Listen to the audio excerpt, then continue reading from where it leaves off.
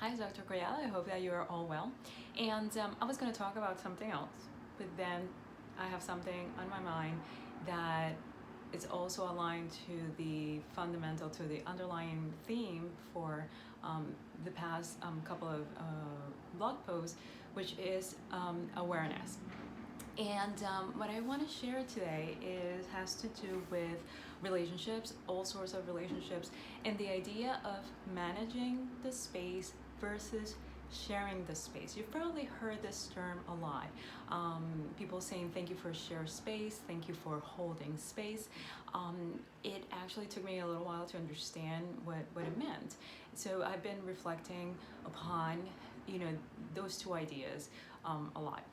So first of all, I looked up the definitions, and this is what I found that I think is interesting. To manage one of the definitions is to succeed in attaining one's aims, to cope. You are handling a situation so that you sort of like have control of the situation so that you can meet the goal. As a teacher, I have to manage my classroom. There's one part is teaching and one part is classroom management.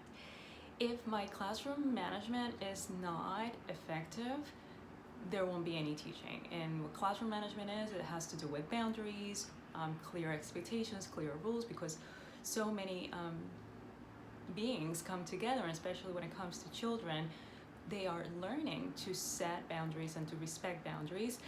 So it's important that you have classroom management. For administrators too, they need to manage the meetings, the space, how people get along, and what works for everyone, so that they have a productive team. So that's how we manage in terms of relationships.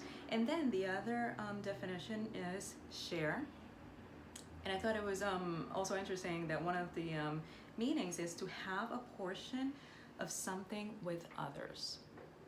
So now the question that I am reflecting upon and that I'm going to share with you, and I'm going to ask you to try to bring your awareness to this, is: are we managing the space when we are with others, or are we sharing the space? How much of our relationships do we have to manage in order for things to go well, in order for us to be happy, in order for us to have a good time? And how many of our relationships are we able to let go of control and just share who we are and share the space? Now, if you are drained and tired after spending time with someone, just like you would be drained and tired after attending a work meeting, chances are that you're managing the space. You have to control in order for things to go in a certain way. And chances are it's a problem with boundaries, it's a problem with trust. You cannot just trust that the other person or the other people are going to be respectful and are going to of you, of the time, and all of that. So the idea is to be aware, to pay attention. Sometimes we have no choice than to engage in situations or with people, relatives, significant others, children, relatives, friends, co-workers. We have no choice than to be in a situation and manage it and think about how things are going to go and sort of like control everything, so in case that there's any triggers.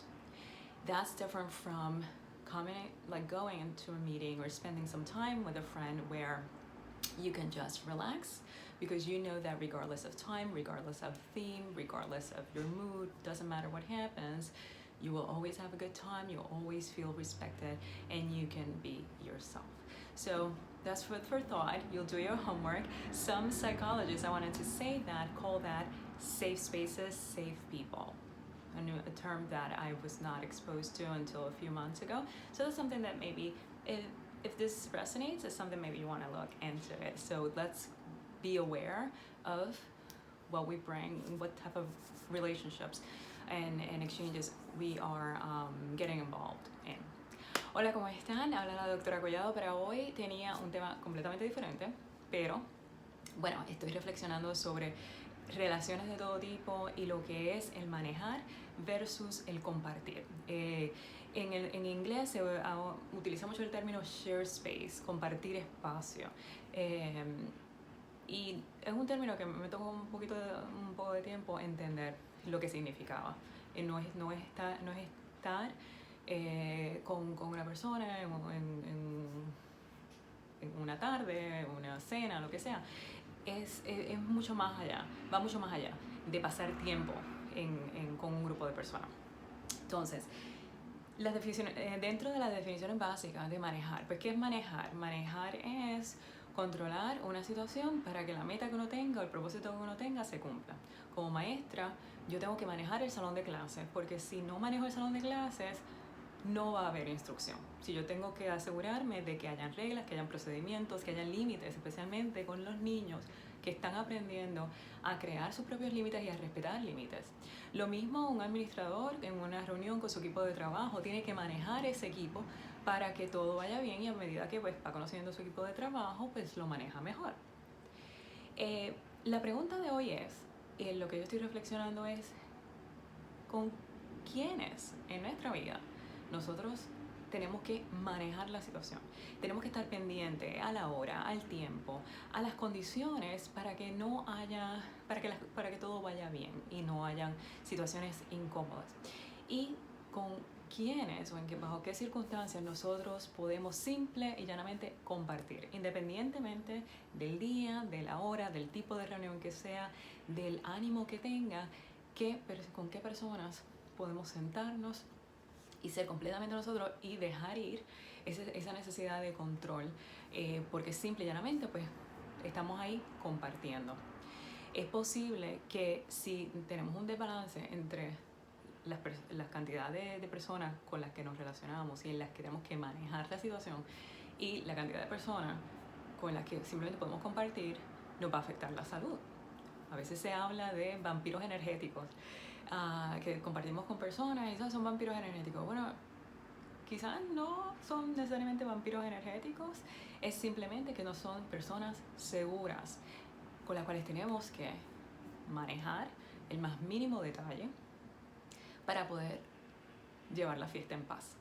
A veces no tenemos opción o tenemos muy pocas opciones, porque estas personas pues son personas importantes en nuestra vida. A veces son familiares, a veces son la persona especial con la que compartes tu vida, tus hijos, o simplemente pues en el trabajo no nos queda de otra, tenemos que pensar y manejar nuestros intercambios inteligentemente.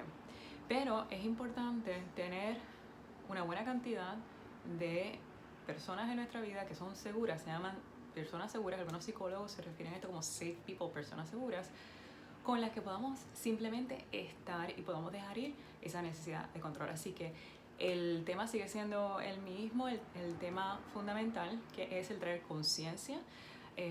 Hoy pues traer conciencia a nuestras relaciones, en qué situaciones nosotros tenemos que manejar a las personas o a las situaciones para que vaya bien y en qué situaciones simplemente podemos dejarnos ir y compartir y todo siempre parece salir bien. Ahí se los dejo. Adiós.